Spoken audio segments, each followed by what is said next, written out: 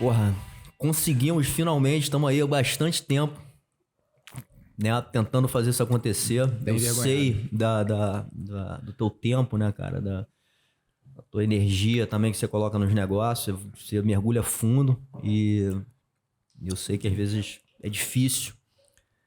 Eu sou muito grato aí por ter a honra de estar conversando com você aqui hoje, dia de Natal. Você parou tudo aí e falou, porra, não, o compromisso tá Porra, marcado, vamos tem fazer. que fazer esse ano, senão eu tô devendo, vou terminar o ano devendo, não posso.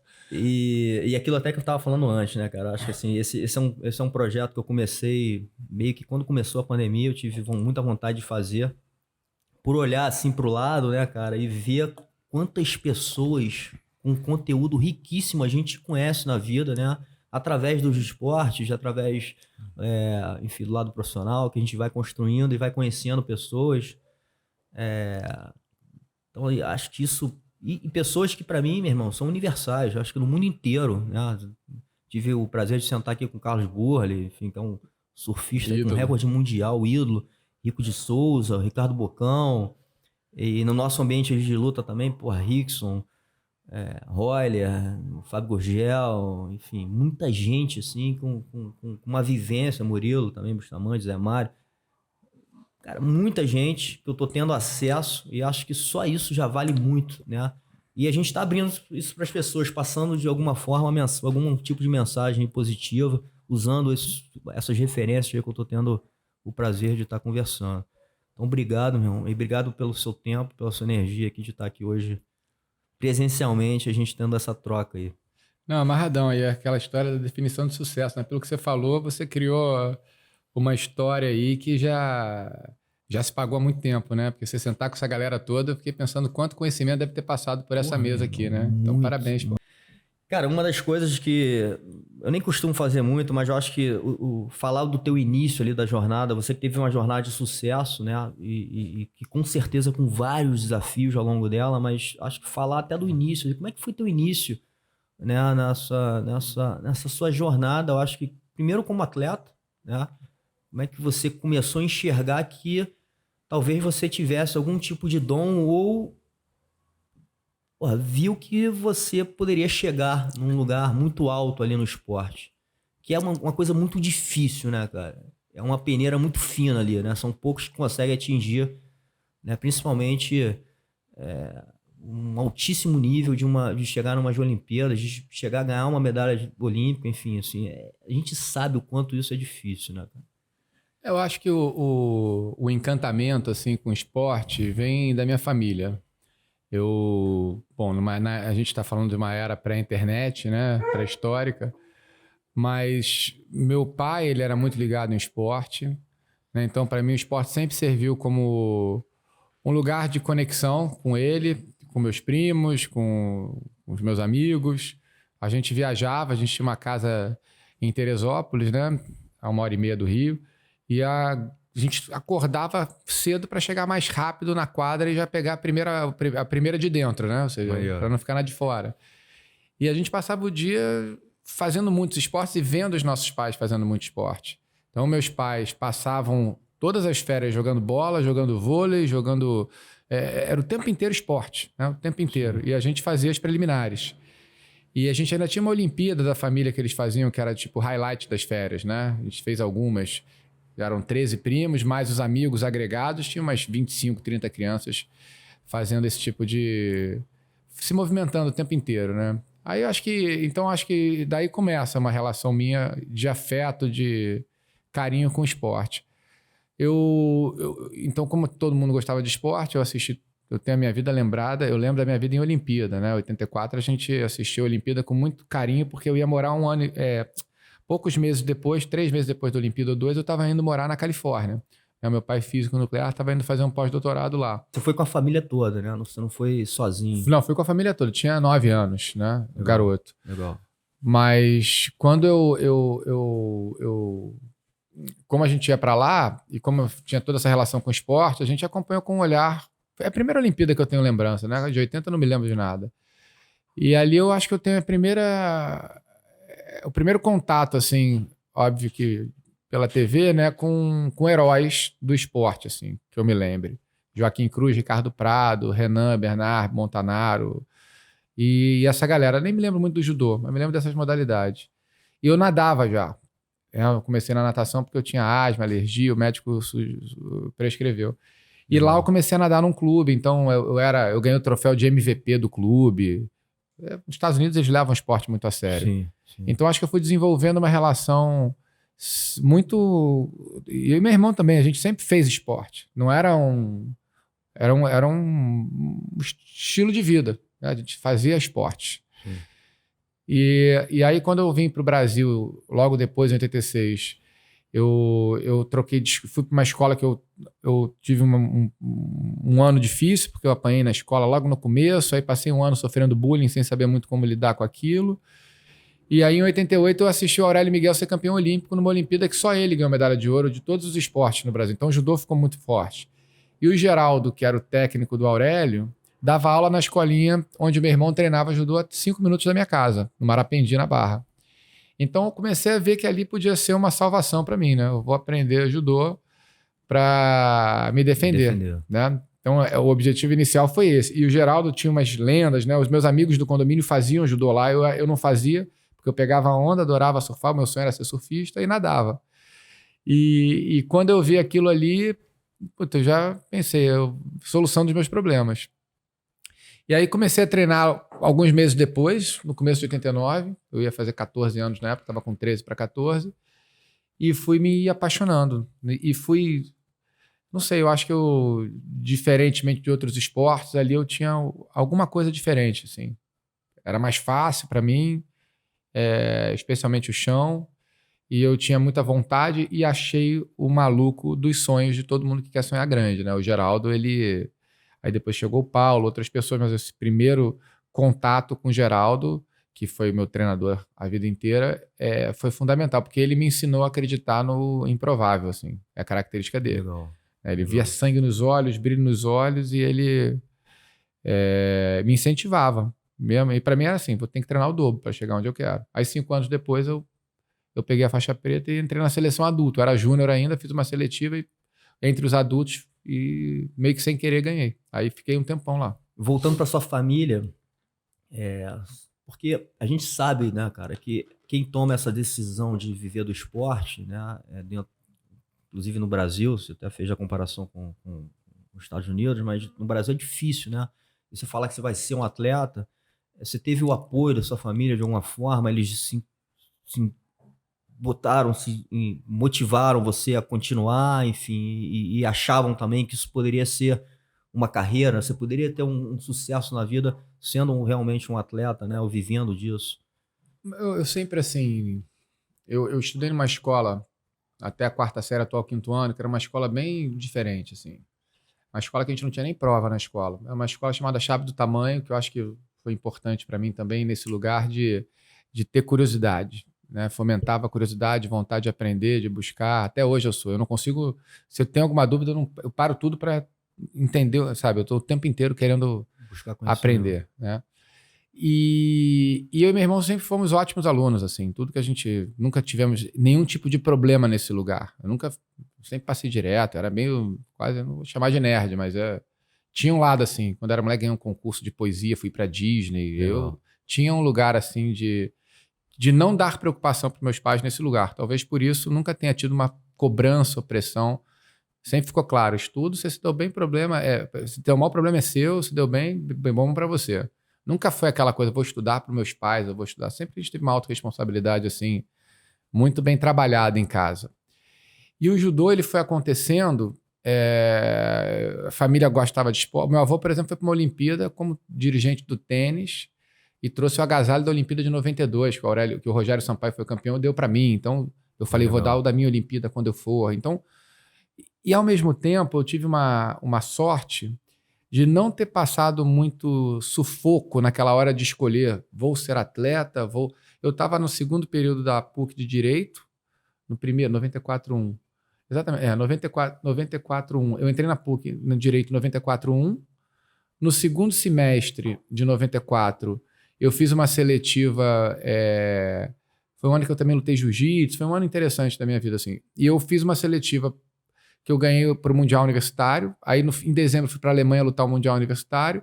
Treinei as férias inteiras, mas eu era júnior ainda. Aí em 95 eu fiz uma seletiva entre os adultos e ganhei para os Jogos Pan-Americanos de Mar del Plata.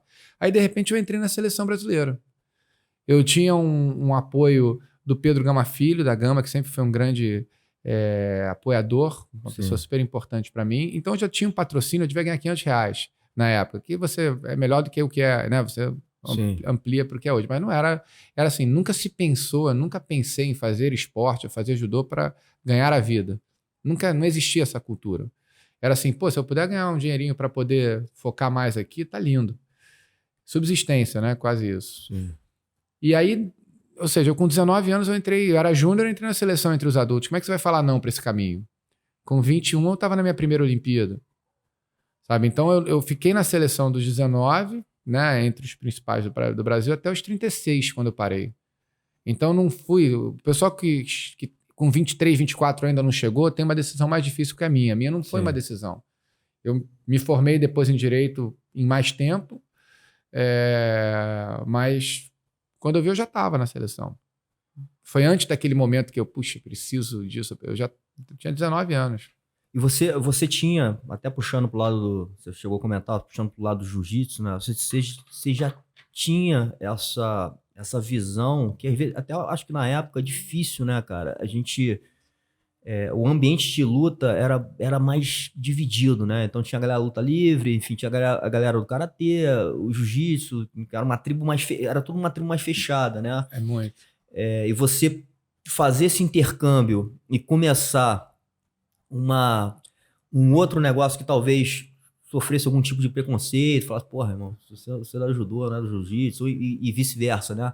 Talvez até do outro lado do judô mais ainda, né? Porque eu acho que o jiu-jitsu, de certa forma, queria beber ali do judô. A gente tinha ali uma necessidade, até porque as competições começavam de pé. Isso sempre foi um desespero para quem não sabia nada de judô, né? Porra, ficava tenso naquele primeiro momento da luta. Eu tive o privilégio de contexto, né? Porque eu cresci na época que todo mundo estava no Rio de Janeiro, praticamente. Não tinha jiu-jitsu nem em São Paulo. Todos os melhores estavam aqui.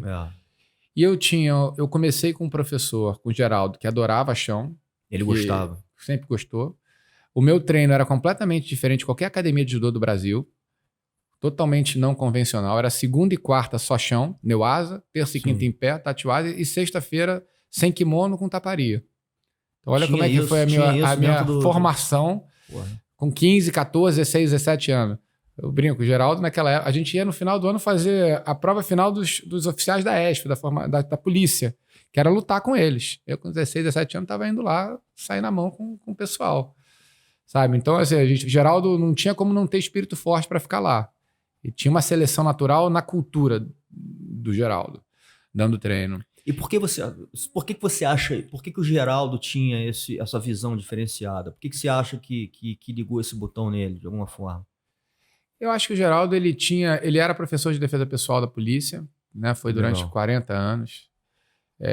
Então, acho que ele tinha esse entendimento. Ele foi para o Japão muito cedo, né? No começo de carreira dele, ficou alguns meses lá e entendeu que lá tinha um chão muito diferente do chão do judô daqui e trouxe essa cultura.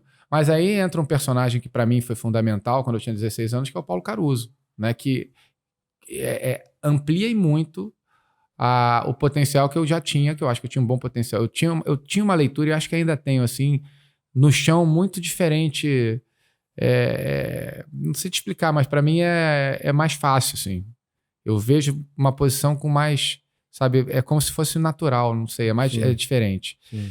E eu já era relativamente bom de chão com 16 anos, eu tinha 2 anos e meio de judô, sei lá, eu comecei com 14, 16 para 17, e fui fazer uma seletiva, uma competição na Axe, que era onde tinha o clube que o Paulo Caruso dava aula. Sim. E o Paulo já era um cara super conhecido e respeitado, né? Era um adulto, faixa preta, casca grossa.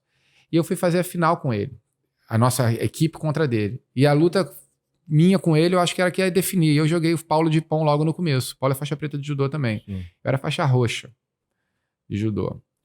E aí eu voltei, caraca, joguei faixa preta, tal, pô, que maneiro, né, tal. E no dia seguinte, ele foi treinar na academia com o time dele lá, com a garotada dele. E eu pedi pra treinar com ele, ele me chamou pra treinar e ele me bateu a beça no chão, né. E eu fiquei maravilhado com aquilo, né? Instigado. Caraca, porra. Eu batia bastante na garotada da minha idade no reação. Batia no bom sentido, né? No treino. E eu falei, puta, eu nunca apanhei assim. Eu quero aprender com esse cara. Aí no dia seguinte eu fui treinar com o Paulo. E aí eu, sabe, então meio que eu devolvi Sim. a gentileza, e ali a gente criou uma relação que foi para sempre, até hoje. Ele e o Geraldo são as pessoas mais importantes da minha vida. Apanhei de novo no dia seguinte para ele e brinquei, eu preciso aprender contigo também e tal. E ele estava na época começando, ele era um pioneiro da preparação física. Sim. E eu fui o primeiro 01 dele para ser preparado por ele. Legal. Então, e o Paulo e o Geraldo eram dois doidos. Eu tinha até que tomar cuidado, porque o Geraldo tinha um pouco de ciúme do Paulo. O Paulo nunca teve. Que é natural, né? Assim. O Geraldo ele sempre foi mais ciumento. O Paulo zero. O Paulo é pureza total. Não que o Geraldo não seja, mas o Geraldo tinha. Então eu fui construindo essa relação com o Paulo e construindo uma relação do Paulo com o Geraldo. E como o Paulo é muito humildade pura, tranquilo, que funcionou muito bem. Então a gente criou um time muito forte. E a cultura do Paulo, na época, não tinha essa coisa de equilíbrio no treinamento. Era assim, quanto mais treinar, melhor. E para mim era isso que eu precisava, porque eu cresci com a síndrome do tempo perdido, porque eu comecei com 13 para 14. Meus adversários tinham começado com 6, eu tinha que treinar o dobro. Sim. Então, por exemplo, período de férias e durante um longo período, a gente treinava tipo 6 horas por dia de manhã, só fora o treino da noite, era coisa de maluco. Chegava lá de 7 às 8 com o Paulo, era treino na areia, depois de 8 às 9 ginástica olímpica, depois de 9 às 10 e meia musculação, 10 e meia, meio-dia treino técnico, sabe? E ainda tinha natação também, sei lá se eu já falei, mas era assim, a gente ficava de lá o dia inteiro na Axe treinando. E aí eu começo a evoluir muito no chão, assim também. Então tinha o Paulo, o Geraldo que adorava, que também eu estava evoluindo no chão. O Paulo que também adorava. Essa cultura de treino híbrido, né? Sim. Aí eu comecei a crescer. Eu rodava as academias de jiu-jitsu porque eu tinha o privilégio de não ser creonte nenhuma. Porque que também na época era uma coisa difícil. Tinha, você fala dessa jiu-jitsu, luta livre, sim. Muay Thai, eles eram meio que inimigos, mas as academias de jiu-jitsu tinha uma bobeira que quem era da Barra Grace não treinava no Carso, que não treinava... Exatamente. Tinha essa tribo entre as academias. Que para mim os primeiros campeonatos de jiu-jitsu, porra, nego... entrava de caras feias, era quase Pra mim era uma coisa de maluco, porque eu treinava com meus irmãos, meus amigos, meu irmão, com todo mundo. Se tivesse competido, a gente competia também. Não tinha... A cultura esportiva do judô sempre foi muito mais... Até porque na época, eu pensando assim, tinha muito pouca competição de jiu-jitsu. Tinha muito pouco. Judô você competia o tempo inteiro. Então, o que adianta eu ter ganhado de você no treino? Se eu te perder de você na competição, é ali que importa. Sim. Então, treino sempre foi treino pro judô. No jiu-jitsu nunca foi. No jiu-jitsu sempre foi confere. É verdade. Era muito diferente a cultura. É verdade. E a gente nunca teve a bobeira que tem no jiu-jitsu, até hoje tem um pouco ainda, porque hoje eu tô falando pelas duas bandeiras, tá? Mas como a gente vê que o que a gente tenta fazer no reação é a cultura do bom em pé, bom no chão e bom na transição, é pegar o melhor de cada cultura e fazer a melhor de todas, se for possível, sim, dentro do que a gente puder, né? Sim. Mas a gente nunca teve essa bobeira de falar como é que a gente treinou com alguém, porque nunca foi importante. Porque eu não estou competindo, eu estou treinando. Então, eu acho que era um ambiente, além da gente ser meio que a Suíça, todas as academias se encontravam lá, tinha, eu acho que essa percepção de quem ia, de que, pô, aqui é diferente. Aqui eu posso treinar em paz. Se eu treinar mal com fulano Beltrano, no dia seguinte ninguém vai falar sobre isso. Não existe isso. E não existia mesmo. E até hoje eu acho que não existe muito no judô isso. Então era um ambiente, eu acho que convidativo. E como você falou, a galera do jiu-jitsu queria melhorar em pé. Sim. E a gente tinha um chão bom também. Mas tinha, por mais que queria, ao mesmo tempo tinha também aquela coisa de, porra, judô é chato, eu posso me machucar. Mas eles treinavam às vezes muito até chão de também, não, né? E às vezes até de não se colocar, porque quando você fala assim, porra, eu tomei um pau lá do cara e voltei no dia seguinte, isso é um pensamento até que a gente fala assim de faixa, de ter uma mente forte, né? Que você se colocar numa situação de faixa branca. Porra, eu vou começar aqui um negócio quase que novo, né? Lógico que não era novo pra você, mas, porra, você tá se colocando aqui num novo aprendizado. E é difícil, né, cara? O cara não quer, às vezes, sair daquela zona dele ali que ele domina pra ir pra uma coisa que ele não domina e falar assim, não, porra, aqui eu vou me colocar numa situação que eu sou quase um faixa branca pra aprender uma coisa que eu não faço. Não, eu vou resolver, eu puxo logo pra guarda. Enfim, então, tem essa barreira de você querer tentar algo diferente ou melhorar uma coisa que você vai usar muito pouco, que você, enfim. Então eu sentia ao mesmo tempo, tinha essa dificuldade, eu sentia muitos competidores tensos na hora de começar a luta. Inclusive eu usei isso muito como vantagem até pra mim. Eu ganhei muita competição só no judô, só dando queda, inclusive de caras que, porra, pra mim não tinha nem como ganhar desses caras. Eu tinha um jiu-jitsu inferior na minha cabeça, né? E consegui ganhar porque resolvi em pé ali. No chão a gente ficou ali no neutro, não saiu nada, enfim. E resolveu minha vida. Então, assim, o judô tinha uma importância muito grande na competição de jiu-jitsu, Sim. mas era muito pouco treinado. Eu acho que a regra atrapalha muito, assim como a regra do judô na minha época atrapalhava demais. A regra define a técnica, né? Você tem no judô, na minha época era uma corrida contra o tempo. Até por isso que eu nunca fui um cara de treinar pensando em ponto. Eu sempre tive que treinar pensando em finalizar, imobilizar, passar guarda, porque eu tinha poucos segundos para produzir algo. Sim. Então isso define um estilo, né? O meu estilo sempre foi esse. Ao mesmo tempo, a regra do judô permite que um cara ruim de chão seja um medalhista olímpico, como existem muitos. Sim. Agora melhorou um pouco, agora está deixando um pouco mais. Da mesma maneira, a regra do jiu-jitsu permite que um cara muito ruim em pé seja campeão mundial de jiu-jitsu. Então essa é uma falha do sistema, da regra, tanto de um como o outro, que define a técnica dos dois.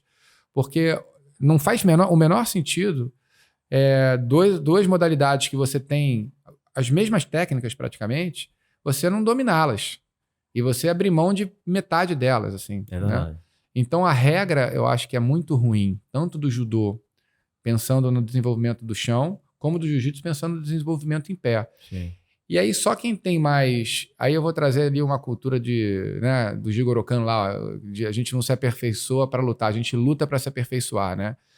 Quem tem essa cultura de lutar para se aperfeiçoar e de treinar para se aperfeiçoar, independentemente da competição, né, acaba no final das contas se dando melhor, porque você falou das vezes que você teve, né, o judô te ajudou a ganhar. Sim. Mas não é vou fazer judô para ganhar a competição, vou fazer porque isso faz parte do treinamento, da integralidade da minha arte marcial. Total, é muito mais conteúdo, e quando a gente começa a entender, e eu tô hoje mais mergulhado até na história, né, cara, assim, muito curioso em saber, enfim, como é que as coisas, né, surgiram e pros lados que foram, da onde veio a origem, tudo era a mesma coisa, né? Tava tudo muito conectado, é filho do mesmo né? pai. Exatamente. Entendeu?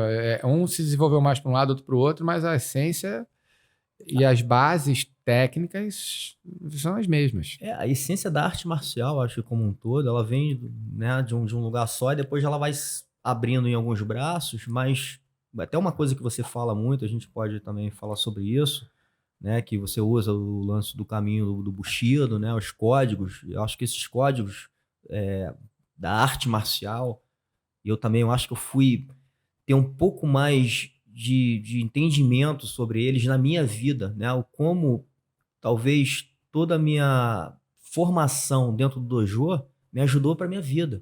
Sempre. Eu não estava olhando tanto para isso, mas depois eu percebi, e não foi nem através só do meu reconhecimento, mas de outras pessoas de fora me falando, né? Assim, num ambiente profissional, os caras falando assim, porra, André, você é um cara, enfim, calmo numa situação de crise. Você é um cara que respeita, você é um cara... Então, eu falei assim, porra, isso deve vir, né, do que eu pratico no dia a dia ali, sem talvez com tanta consciência, mas, porra, isso aqui tá me formando como um ser humano para outras coisas, né? Uhum. Então a gente acaba adquirindo uma força interna, né, muito rica. Eu acho que é aí que tá a riqueza, talvez, né, da prática. Não, como você falou, não só ganhar uma competição, ganhar um campeonato, mas o quanto eu tô evoluindo como ser humano, como pessoa, né? É a metáfora que eu mais uso para a minha vida e que mais me ajudou a me desenvolver, né? E é como a gente usa. A história do nosso instituto, né, do Reação, que tem 21 anos, desse projeto que eu te falei antes da gente começar aqui, que a gente está entrando em escolas com currículo que traz um programa de educação dentro do esporte. Educação está dentro do esporte, mas como é que a gente cria um currículo com intencionalidade de trabalhar o socioemocional com mais precisão, né? com uma jornada mais clara? Sim. Como é que eu trabalho coragem, como é que eu trabalho humildade, respeito, responsabilidade, superação, solidariedade? Como é que eu trabalho esses valores de forma intencional e numa jornada, né? Sim. Gradativa. Criando uma metodologia, né? Tentando, sim, de alguma forma, descodificar ali para a coisa ficar mais clara e ser um negócio realmente treinável, né? Porque é o que eu falei, no meu caso, não desmerecendo nada do que aconteceu, mas eu, assim, não tinha não estava muito claro isso na minha cabeça. Eu enxerguei depois de um tempo, né? Que talvez muita coisa, é isso que eu tento passar hoje, né? No meu projeto aqui, tentar passar e até atingir mais pessoas, porque aí não é só o atleta, não é só o lado esportivo, né? Mas é o lado de formação, né? Sim. De uma pessoa, né?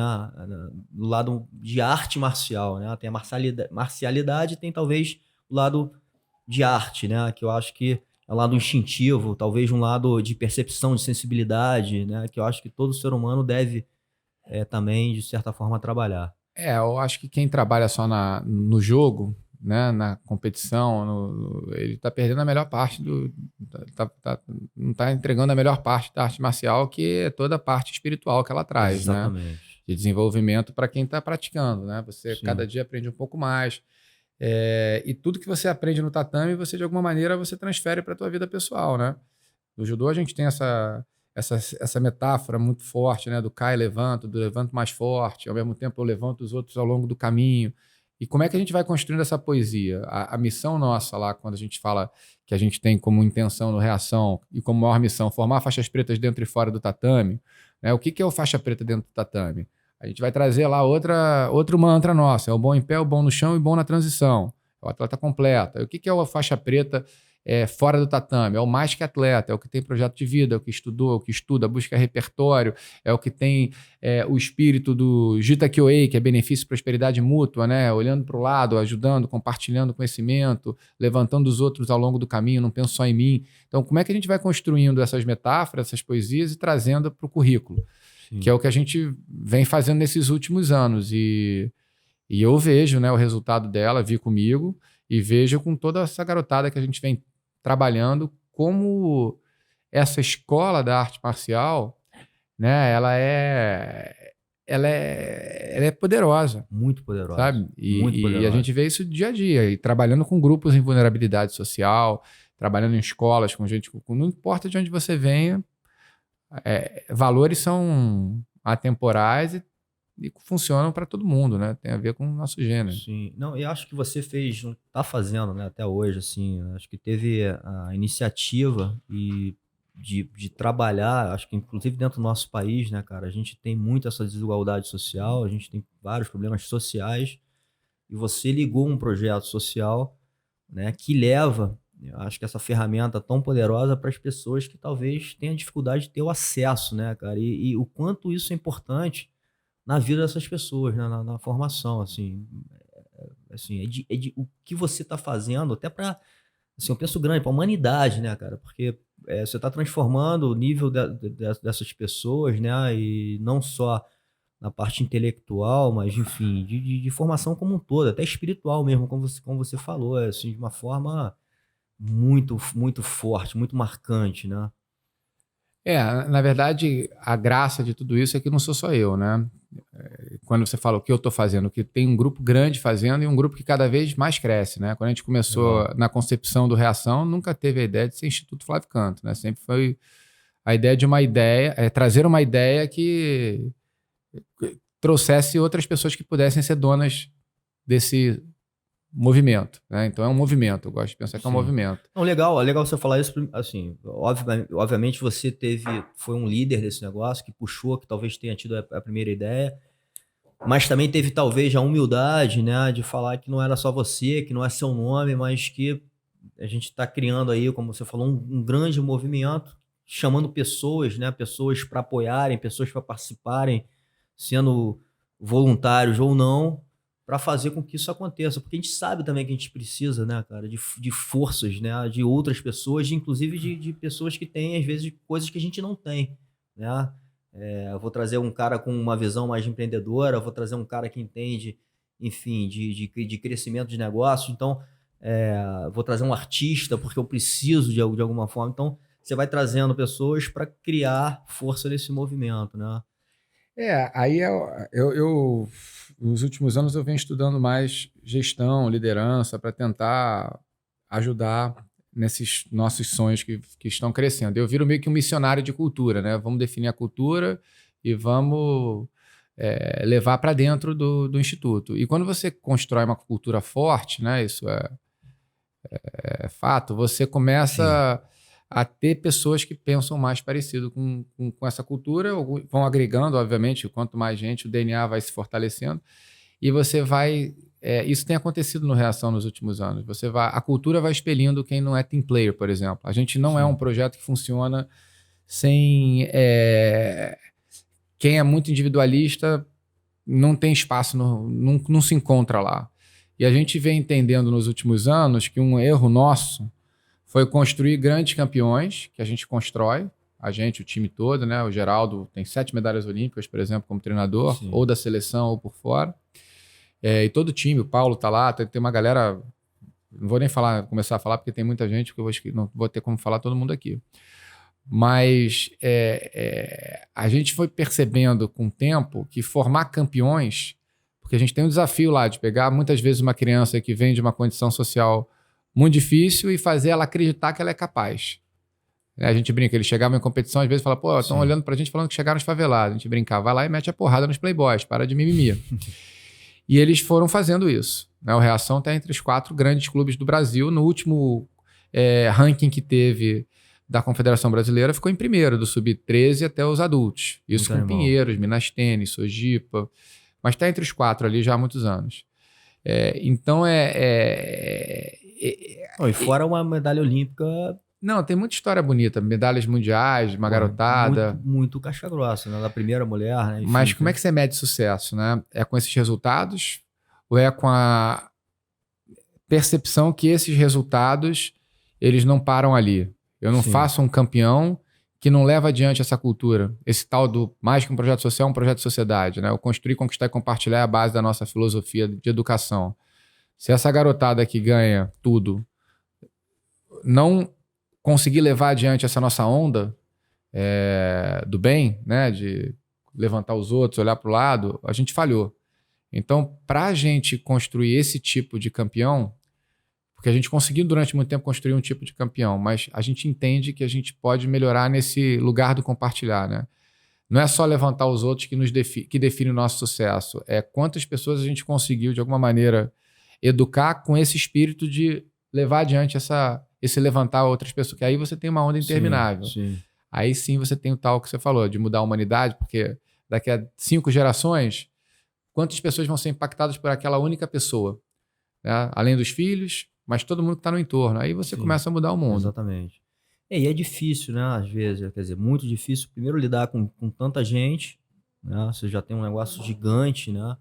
E conseguir gerir isso tudo. E depois, né? Eu acho que, mudando aqui também, eu acho que até ouvi uma conversa sua com o Fábio, ele fala um pouco isso.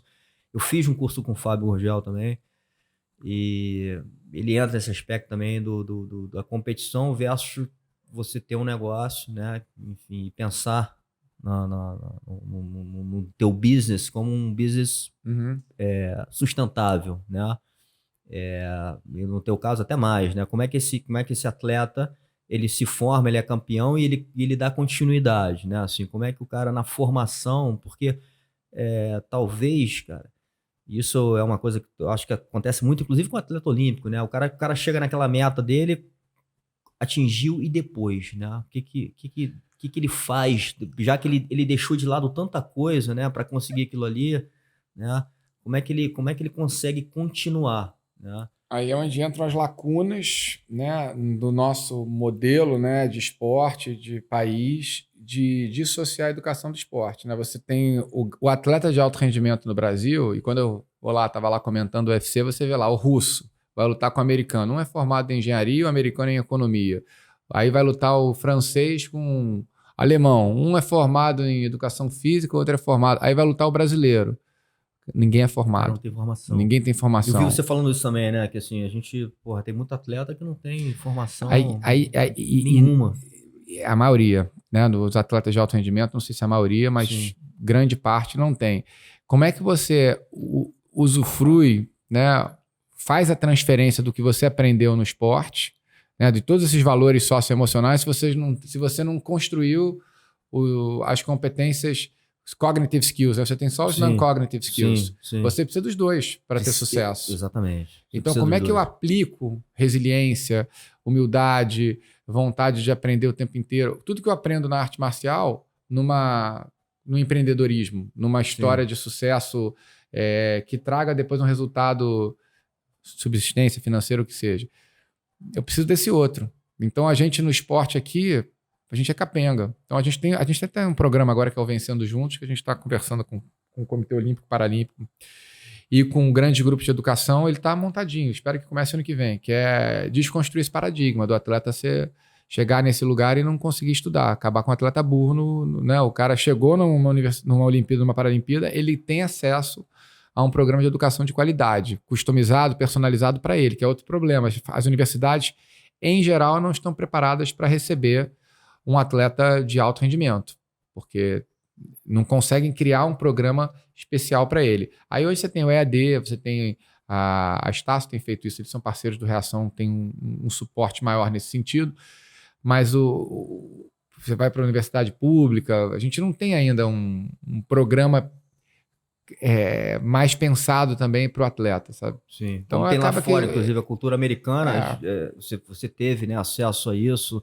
Eu também, eu estudei minha vida inteira num colégio americano, cara, o quanto eles valorizam o esporte. A família valoriza, porque se o atleta, eu tenho sobrinhos que fazem tênis hoje, eles estão querendo ganhar um ranking tal para eles poderem ter acesso a bolsas das universidades americanas. Então a família fomenta, né, essa relação da criança com o esporte, porque aquilo pode trazer uma bolsa numa Ivy League da vida. Sim. Aqui, porra, o pai, quando começa a ver que você não me faria essa pergunta se a gente fosse americano. As primeiras perguntas que você fez foi: como é que teus pais te apoiaram no esporte? Essa é uma pergunta que você faz porque a gente está no Brasil. Sim. Se a gente estivesse na Inglaterra, na Alemanha, na França, nos Estados Unidos, no Japão, você jamais faria essa pergunta. Porque isso não... Por que os pais não apoiariam minha carreira esportiva? Isso vai me trazer uma faculdade de qualidade, vai me trazer repertório e vai me trazer futuro, além do esporte. Sim. A tua pergunta é, porque se eu não der certo no esporte, para onde eu ia cair? E a minha família teria essa preocupação, que a gente está no Brasil. Tem que mudar isso. E até falando desse lance cultural nosso, voltando aqui também para um pouco do judô, jiu-jitsu, né, cara? O judô, ele manteve, de alguma forma, essa conexão, né, principalmente com essa cultura oriental, né? E nela traz algumas coisas muito legais para a nossa cultura também. Talvez essa questão do respeito, né, da disciplina. Enfim, tem muita coisa dentro do judô, né, principalmente nessa parte disciplinar, de metodologia, que é muito legal e que quando chega o jiu-jitsu, né, na nossa cultura brasileira, né, que vira o jiu-jitsu brasileiro, ele começa a desconectar, né? A gente tem algumas questões na história ali do negócio, mas na fundação, enfim, mas são valores importantes, assim. Hoje eu vejo, assim, tento valorizar isso de novo assim, no meu projeto, né, o quanto é importante a gente fazer as saudações, reverenciar o dojo, né, rituais, inclusive, né, conversam com manutenção desse... O lance de você amarrar a faixa direito, né, de você não sentar durante o treino, de você, ou quando for sentar de maneira direita, aí a própria higiene, são coisas que dentro da nossa cultura, o jiu-jitsu foi nascendo mesmo, sem esses códigos, né, assim... que tem um lado, até que o Rickson faz essa comparação, ele fala assim, porra, é muito diferente a nossa cultura, né? A respeito tá lá no número 1, aqui no Brasil o respeito tá 0, mas o lado bom disso é que a gente viveu numa coisa tão selvagem, né? Que criamos também dentro dessas dificuldades grandes lutadores, né? Porque assim, tudo foi na base da porrada, né? Então assim, a gente também teve algumas coisas positivas com isso, que a gente criou grandes guerreiros, né? Mas tem um outro lado que é restrito, né? Assim, e a gente teve esse problema. O jiu-jitsu enfrentou por muito tempo um problema que era para poucos. Faixa branca chegava lá, meu irmão, semana seguinte, se o cara não quisesse muito aquilo ali, ele saía. Mulher, porra, nem pensar, só pelo cheiro não entrava, né?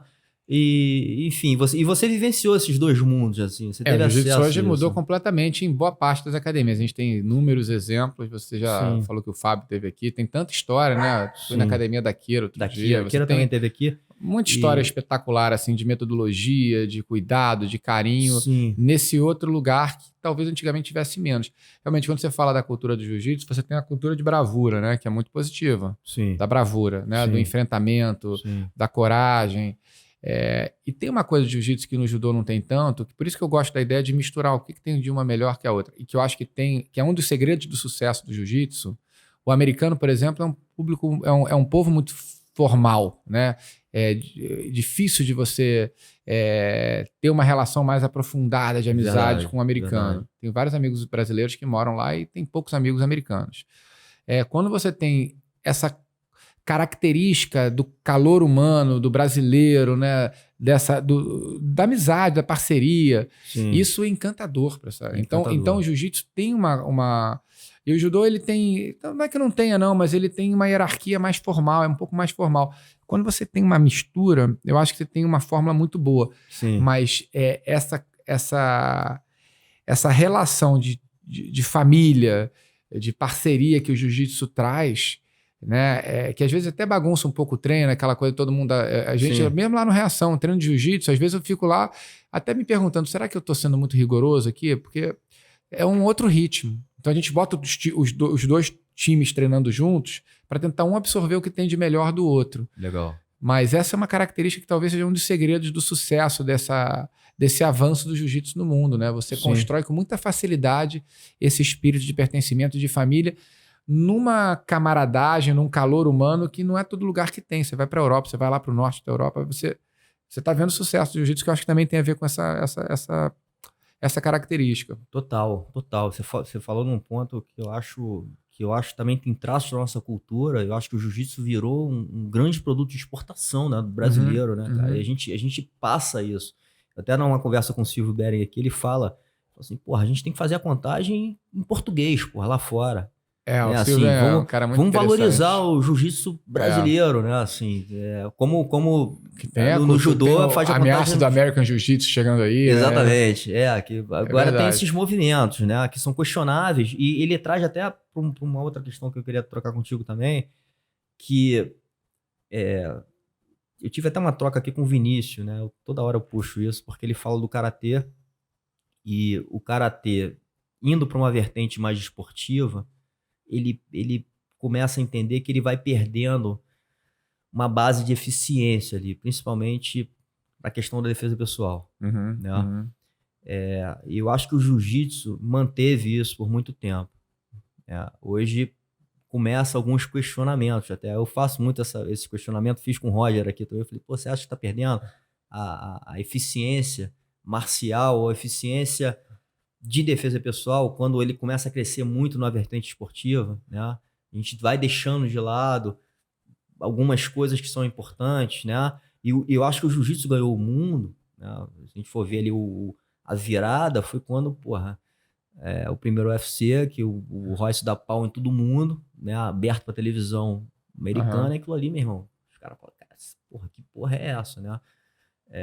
E até antes disso, obviamente, né, todas as lutas de vale-tudos que rolaram, mas foi um pouquinho menor o movimento. Aquele movimento, para mim, foi um movimento mundial. Mas o jiu-jitsu o tempo inteiro estava se provando que era uma luta muito eficiente, né, nessa questão de defesa pessoal. Né? E o judô,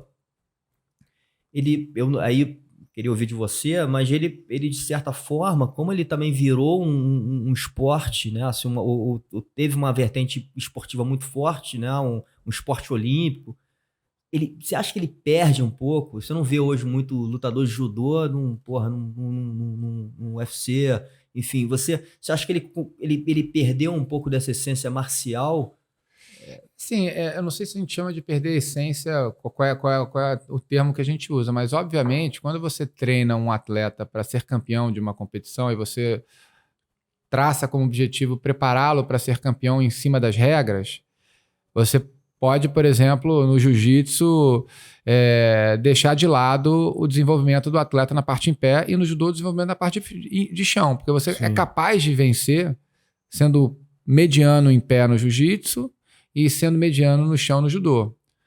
Agora, eu acho que cabe aos professores terem o cuidado do atleta completo, né? Então, acaba que... Mas claro que isso atrapalha, né? Claro que isso atrapalha. A maioria dos meus amigos que treinam jiu-jitsu são medianos em pé e do judô medianos no chão. Essa é a grande realidade das modalidades. Aí se você me perguntar, e como é que eles são na parte dessa transferência da arte marcial para a defesa pessoal? A mesma coisa, porque não tem competição disso, a não ser os que vão para o MMA. Sim. Então, eu acho que não. É claro que para mim sim. Mas você não acha que isso deve ser treinado? Por exemplo, acho que sim. Você falou, porra, de sexta-feira era do... taparia. Então, assim, de certa maneira... Isso estava sendo treinado no seu dia a dia, né? Eu acho que é um papel das escolas de desenvolverem currículos. E hoje você vê muitas escolas já com currículos que trazem a cultura da defesa pessoal para dentro. Sim. Você vê gente, às vezes, que lá atrás criticar, pô, mas ele não é bom de competição, mas ele está trabalhando de uma maneira mais ampla, né? Determinadas escolas. Eu acho que todas são legais, assim, tem que entender qual é o objetivo de cada uma. Na minha opinião, o que a gente tenta fazer é um currículo que traga esse lugar do integral. A gente agora vai incluir também defesa pessoal dentro do currículo. Legal. Né? Com frequência, num cronograma mesmo de tanto a parte em pé. Na nossa metodologia, a gente treina com mais ênfase no chão um dia, com mais ênfase em pé no outro. Mas em todos os dias que a gente está trabalhando, a gente tem a transição, sempre. Ou seja, o dia que a gente está treino mais de chão, ou mais de jiu-jitsu, ou mais de neoasa, como você preferir chamar, a parte técnica vai estar mais voltada para o solo, mas vai ter um momento técnico que vai ter uma transição. Eu começo com uma queda em pé para chegar naquela situação do chão e faço a transição. E o randori, a luta, eu começo em pé e quando eu for para o chão, eu não levanto mais. Aí no dia que é em pé é o contrário. Eu vou fazer o randori, eu vou dar mais... Eu vou começar em pé, vou para o chão, mas numa perspectiva de não finalizei rápido, eu levanto e continuo. E a parte de técnica é a mesma coisa. Legal. Então você vai criando na estrutura, no cronograma, o modelo do atleta que você avalia como ideal. Sim. Então, mas isso tem que programar, senão fica a bangu, né? Cada professor faz de um jeito. Porque assim, esse é um questionamento que surge muito nas conversas aqui, né, cara? Até também naquela conversa que você fez com o Fábio, eu lembro de vocês comentando sobre o jiu-jitsu virar olímpico ou não, né? E eu tive essa troca com o Demian Maia. Demian Maia fala assim, cara, eu acho melhor não. Ele fala exatamente em cima dessa questão, de novo, da eficiência, da gente perder, da gente começar a tirar ali algumas... para que o esporte fique olímpico e fique mais objetivo, mexer muito na regra e tirar um pouco da eficiência. Para leigo é chata. É um problema. O Júlio fez uma legal, né? Inclusive, ele falou do judô quando tira, né, aquela... Catada de perna, que foi uma palhaçada. Assim, para mim foi muito ruim. Aquilo ali, para mim, tá tirando ali uma parte muito importante. Muito chato, né? Muito ruim. Estúpido. Mas aquilo ali eu acho que foi estúpido, ponto. Ele fala até que foi meio político, né? Assim, dizem que... Das federações, de ver que o leste europeu estava se dando muito bem com isso, enfim. É subjetivo. É alguém que olhou para aquele quadro. Eu sou um atleta mais como o João Derli. Tem alguns aqui que tem um judô mais diferente da cultura da escola clássica japonesa, né? Como no Brasil a grande força do judô começa com a imigração japonesa... a gente tem uma cultura de associação com belo muito associada ao clássico japonês. Né? Mas, porra, o cara do leste europeu que faz aquelas catadas que eu acho espetaculares, é que nem você chegar no sul e falar, não vale mais aéreo. Aéreo não é maneiro, surf de linha e tal. Você destrói criatividade, né? Então, acho que esse é um movimento que vem de uma subjetividade estúpida, assim, que fizeram para o judô, que não agregou nada. Pelo contrário, acho que atrapalha muito. Mas sobre o... Eu já até esqueci a pergunta que você fez. Não, o lance da eficiência. De novo, estou em cima dessa coisa de você de ir para a vertente do esporte. Na verdade, vou falar do de Demian, virar né? olímpico. Você falou do assim, Demian.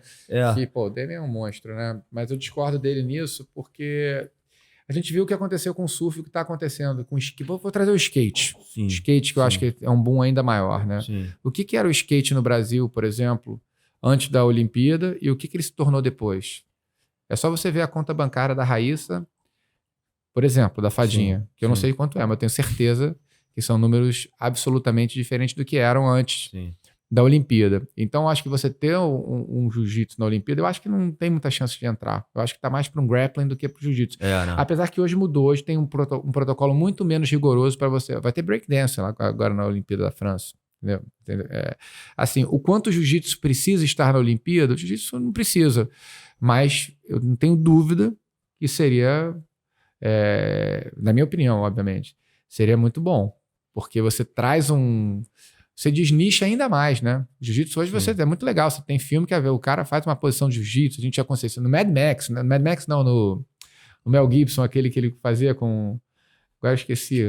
Máquina Mortífera, né? Lá era um caramba... Né? Depois... Mas eu acho que seria muito bom para o jiu-jitsu, sim. Mas eu não acho provável. Inclusive, assim, dentro até dessa mesma conversa, né, cara, você chegou a comentar do American Jiu-Jitsu, né, que hoje começa a crescer, e tem essa discussão também de que agora começa a inflamar também esse lance das chaves de pé, né, assim, o quanto isso deve valer ou não. E aí tem as competições sem kimono que a galera começa a aplicar muito essas técnicas de pé, né, enfim... E eu vi até um podcast com o John Danaher, que é o cara que hoje, o treinador, um grande treinador, é o treinador do Gordon Ryan, né? Enfim, o cara tá pegando todo mundo, enfim, ele escreve com o que ele vai pegar antes, então assim, tá dominando esse cenário. E eu vi ele falou assim, cara, porra, metade do corpo do cara é a perna, por que não, né? Assim, então, e ele realmente começa a criar várias técnicas ali. Quando a gente não tá ligado e quando isso não vale, né? Inclusive no jiu-jitsu por muito tempo, isso, porra, a galera que ganhava campeonato com chave de pé era vaiado, né? Então, assim, de novo, assim, o quanto a gente está tirando de uma eficiência, né? Se a gente deixar isso de lado e não treinar, né? Esse outro lado, enquanto os gringos lá estão treinando o dia inteiro e, porra, e começando a se destacar ali por um lado técnico ali que a gente às vezes deixa de lado. Eu, por exemplo, sou faixa branca em chave de pé. Eu fui outro dia num seminário na aliança com o Cavaco e o Durinho, e o Cavaco estava falando justamente isso. Falou, pô, a vida inteira você trabalhou com ataque só na metade do corpo, que é uma falha da minha formação, sem dúvida nenhuma. Porque eu cresci nesse meio de preconceito com chave de pé e no judô não valia. E eu competia pouco no jiu-jitsu, competi só 2 vezes, na verdade, então nunca me preocupei. E defendia razoavelmente bem ou mal, me defendo razoavelmente bem. De kimono, pelo né? teu entendimento. Mas eu nunca. Mas a melhor maneira para você defender melhor ainda, eu não compito mais, não tô treinando com essa galera que é especialista em chave de pé. Provavelmente vou tomar. E sem kimono é mais difícil defender, né? Sim. Né? Porque você não tem onde segurar para se defender, para escorar. Sim. Então, se eu fosse hoje um atleta, isso ia ser certamente uma missão para mim, assim, ficar 1 ano focado nisso, para poder aprender. E eu acho que não tem para onde correr. Legal. Voltando aí para sua visão do jiu-jitsu, né, cara? Você falou até que competiu 2 vezes, eu acho que, porra, competiu com muito sucesso, entrou ali. Eu lembro lá na época, quando eu acho que você fez a final ali da Copa Axis, eu acho. Foi.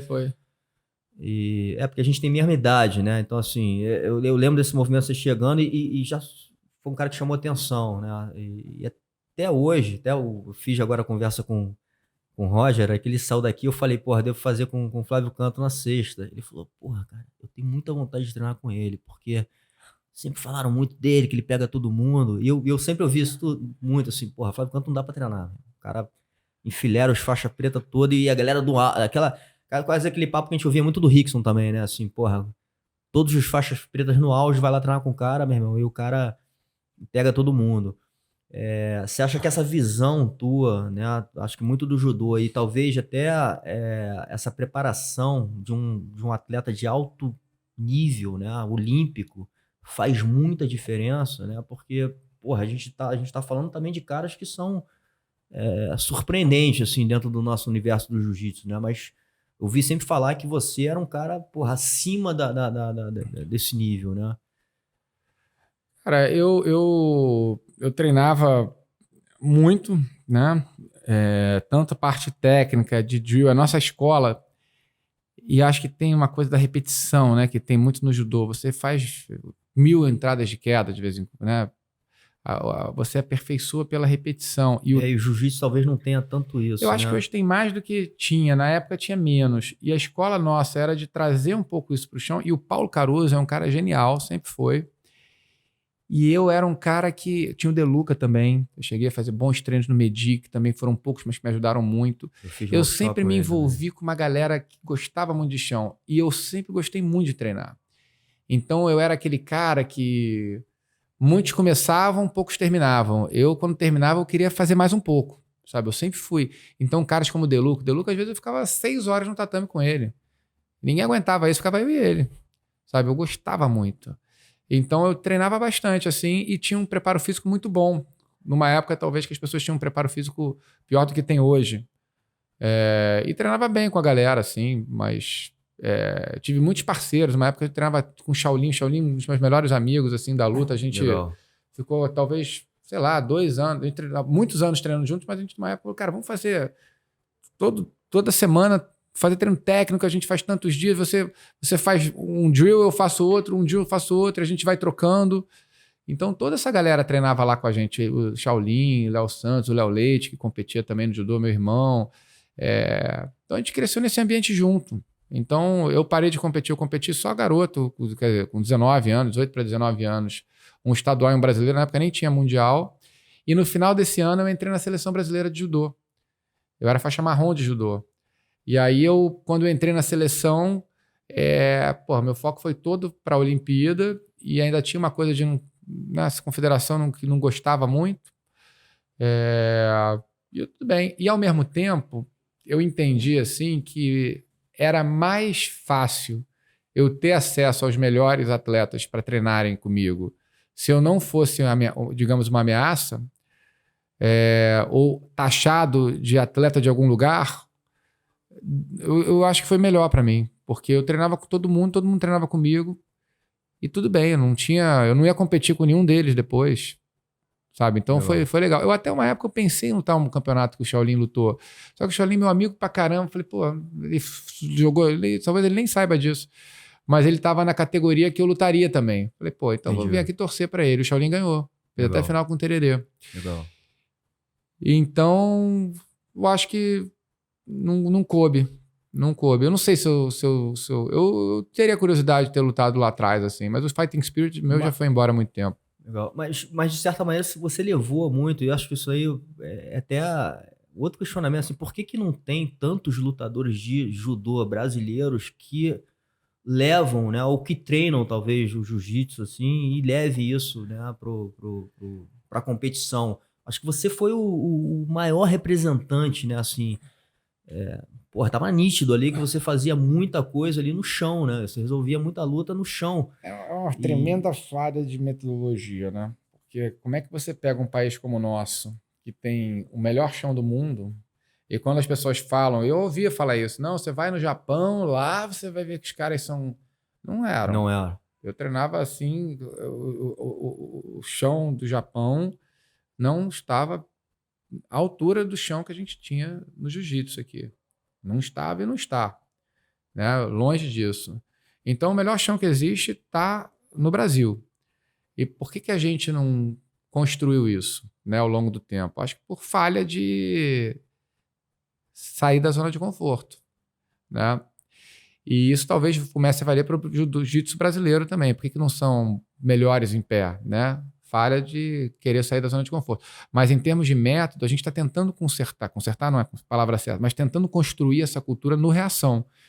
Você tem falado isso, legal, que você bota o jiu-jitsu ali com o judô o tempo inteiro. Mas internamente eu tenho dificuldade, porque os professores que têm a escola mais voltada para o judô, que o Reação tem 90 colaboradores, 90 funcionários, tem muito professor. Ou você cria quase um top-down, vai ser assim, vamos lá, acredito. Porque se você deixar eles na zona de conforto, eles não vão fazer. É por isso que eu falo, é natural que cada um vai levar para onde domina mais, né? Eu botei, a minha ideia e proposta e do Paulo, que é o Paulo, é o responsável pelo jiu-jitsu lá principal, é a gente ter a gente não sabe qual a faixa etária, mas até determinada faixa etária a gente quer começar a implementar isso ano que vem. A gente até aprovou um projeto para o jiu-jitsu lá mais forte. Toda a garotada do Reação até uma determinada idade, que eu imagino que talvez seja 18, tem a missão de competir pelo menos X vezes por ano na outra modalidade. Legal. Porque a melhor maneira de você ter... Eu tinha esse termômetro, que eles não têm. O Davi, por exemplo, que foi número 1 do mundo, peso pesado, que hoje está como presidente do Reação Olímpico, teve uma época que o pessoal ia para o Japão, ele falou, pô, será que eu vou para a Califórnia para treinar com o André Galvão, com o Bochecha, com essa galera que eu conheci? Eu falei, claro, vai para uma coisa diferente, sabe? E aí ele foi lá, treinou com esses caras, voltou maravilhado. Eu tinha isso no meu quintal, na minha época. Eu não precisava ir para hoje para você treinar com os melhores de jiu-jitsu, ou você compete, ou você vai rodar o mundo, porque não estão todos concentrados. É verdade. Eu tinha temperatura. Quando eu treinei com o Paulo com 16 anos lá e apanhei, eu falei, opa, peraí. Talvez se eu não tivesse ele do lado dali, eu nunca tivesse me melhorado no chão, me tornado um cara com essa característica. Então, ou você cria, e hoje você cria isso em competição. Então, assim, eu lamento muito que, quer dizer, é ótimo que o jiu-jitsu cresceu para o mundo, maravilhoso, mas que a gente tenha, não é que eu lamento, que bom que isso aconteceu, mas olhando para trás, eu tive uma sorte que me ajudou.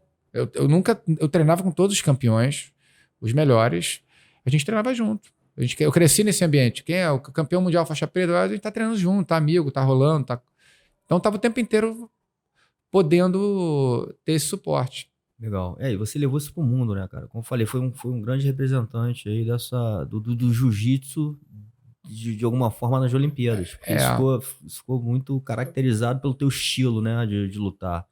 Você, não sei, você enxergou isso como um diferencial, talvez, né, e que poderia surpreender, né, os caras, enfim. A gente tem alguns aliados para esse movimento.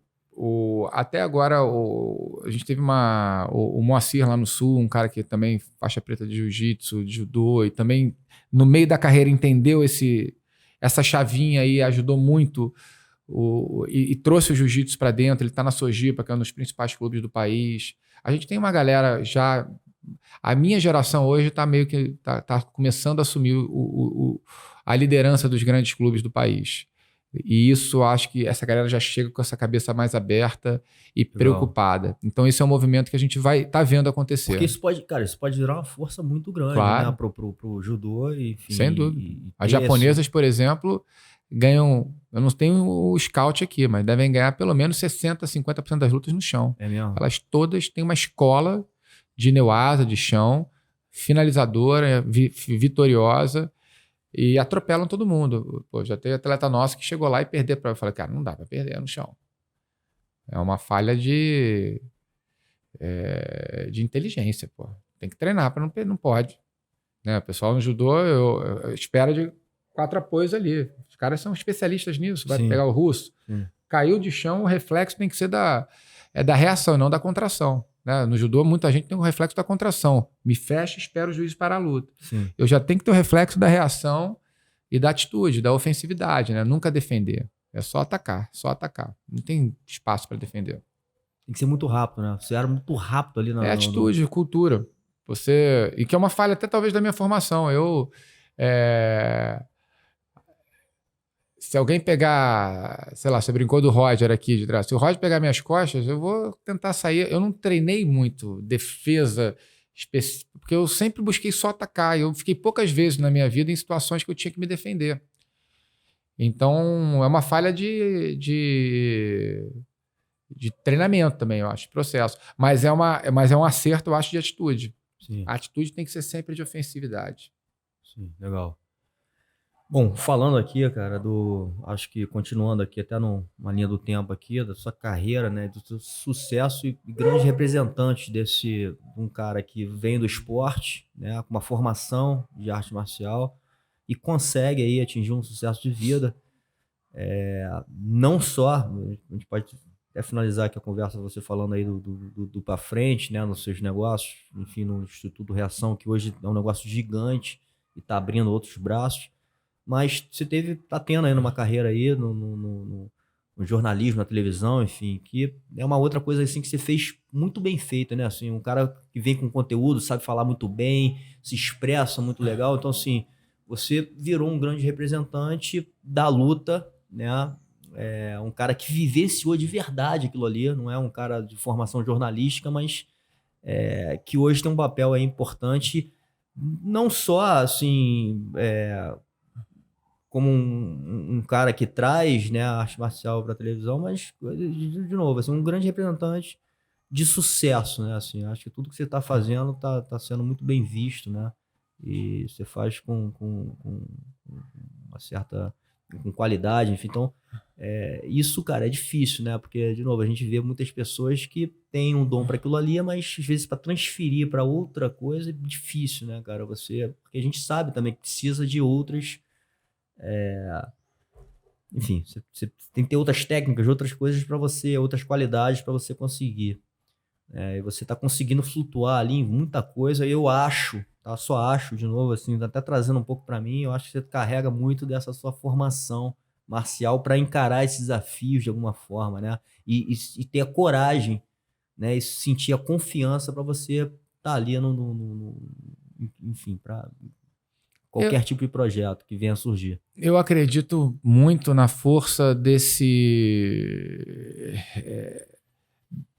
tal socioemocional que a gente traz da arte marcial, né? Você está fazendo uma coisa que você provavelmente não imaginou que ia fazer há alguns anos. Nunca imaginei, E tá aí. assim, tenho uma dificuldade de falar, sou um cara tímido e tô botando a cara e recebendo pessoas aqui que eu falo assim, caramba, meu irmão, tô na frente do cara aqui, como é que eu falo agora? Enfim, tudo um desafio, né? Mas eu trago muito pra essa coisa da arte marcial. Eu falo assim, porra, irmão, né? Tudo que a gente passou, tudo que a gente vivenciou, tudo que o dojo me ensinou, porra, eu tô usando aqui de alguma forma, né?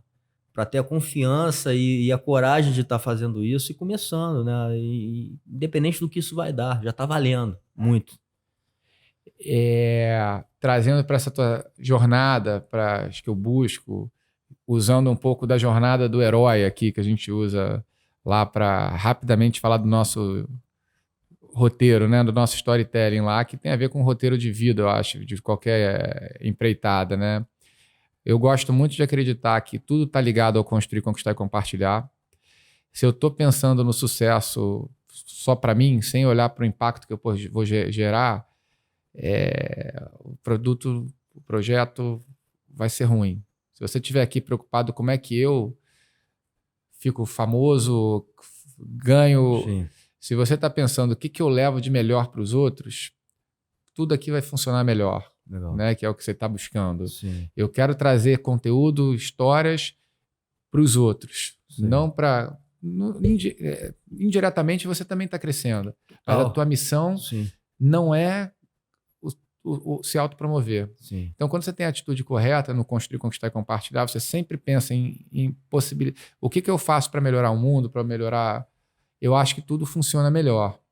Então, assim, nos nossos valores, a garotada tem os valores no kimono em preto e branco, e conforme eles vão ganhando, passando por cada um, eles vão ganhando colorido, né? Pois é que eles vão colorindo o caminho no kimono. E caminho, em alusão ao do judô, caminho suave, né? Do é caminho, e do, toda arte marcial que tem um do, tem essa ideia de que você vai aprender a deter o próprio conflito, né? Você vai olhar para dentro, o maior adversário a ser vencido é o que está aqui dentro, né?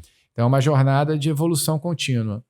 Então eu tenho coragem para dar o primeiro passo, seja ele onde for, nessa tua nova missão, na minha nova, que hoje esse ano eu estou com algumas. É humildade para entender que você nunca vai deixar de ter uma faixa branca na cintura, né? Você vai estar sempre buscando aprender mais. Não importa o quanto você cresça, você nunca deixa de querer aprender mais e nunca se achar muito mais que ninguém. Né? Eu acho que disciplina de saber que não é fácil.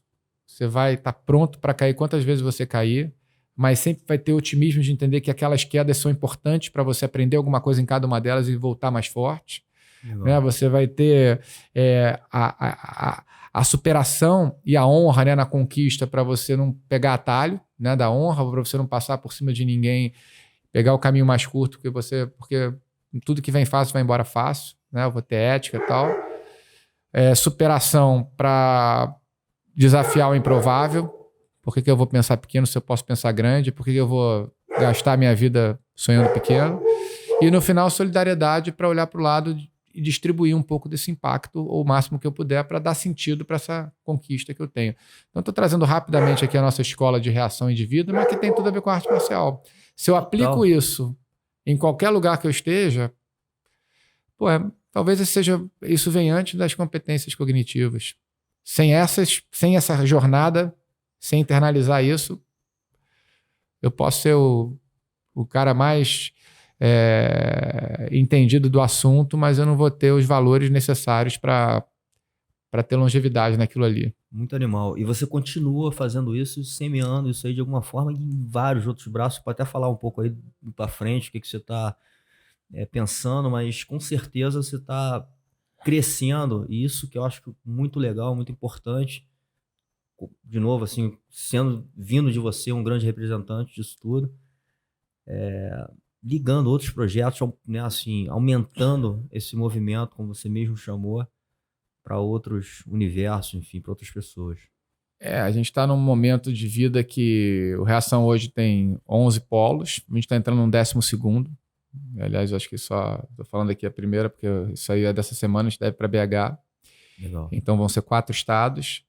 E a gente tem vários programas de educação, o programa olímpico, o programa de jiu-jitsu, o programa de meditação, o programa de bolsa de estudo, o programa de empoderamento feminino, de inserção no mercado de trabalho, Reação Conecta. Tem um monte de coisa acontecendo, mais de 90 colaboradores. Mas pensando em impacto maior, ele tem uma limitação, né, de recurso. Então, quando eu comecei a pensar, tem que ter uma missão que seja mais que um projeto social, tem que ser um projeto de sociedade, né? Como é que a gente amplia isso? Aí, para isso, a gente tem que ter escala e sustentabilidade. Então, a gente hoje está com um projeto chamado Ciclo, né? Tem os 2 Cs no meio, são 3 Cs, CI, CCLO, para trazer alusão ao construir, conquistar e compartilhar. E a gente está distribuindo um programa de educação pelo esporte nas escolas, em parceria com um grande grupo de educação, com a Somos. E a gente já vai começar esse ano com umas 70 escolas. E para cada criança de escola privada que entra com esse currículo, pode ser na educação física ou no contraturno em várias modalidades, a gente leva esse mesmo currículo para uma criança de projeto social. Muito maneiro. E faz o match ao longo do tempo. A gente tem um app, tem encontros presenciais que eles entendem e aprendem o valor que o outro tem. Né? Então, é quebrar o paradigma que a responsabilidade social é levar o agasalho velho, o brinquedo quebrado e ver o pobre como inferior, né? Para quem tem grana. Ou o pobre olhar para o rico como playboy, que é vagabundo, sortudo. É você ver o esporte traz o ambiente onde um vê valor no outro, porque você está no mesmo time. Total. Então, esse é o projeto assim, para esse ano. Tem outros também, mas esse é o maior e mais desafiador. E estou amarradão. Mas, assim, pensando em filosofia de vida, como é que eu aplico tal construir, conquistar e compartilhar em qualquer empreendimento que eu tenho. Como a gente a nossa escola de filosofia do Reação que a gente está querendo ampliar para outros lugares. Muito animal, Sensei. Obrigado e parabéns aí por todo esse trabalho, tudo que você representa para a gente. Eu acho que você como eu falei aqui algumas vezes, você é um grande representante da nossa arte. E acho que é uma belíssima missão de vida, né, cara? Acho que você vai passar por essa vida aqui deixando um legado, um rastro assim muito legal e acho que um exemplo para as pessoas de várias formas. Eu tenho certeza que tem muita gente grata por todo esse trabalho que você está fazendo e ampliando isso, amplificando esse movimento de uma forma muito nobre. Obrigado aqui pelo seu tempo, meu irmão, energia. Fico muito grato, também honrado aqui de ter você aqui. Bom, Feliz Natal, né? Feliz Natal. Valeu, André. Parabéns aí, cara. Obrigado. Prazerzaço estar aqui. Show.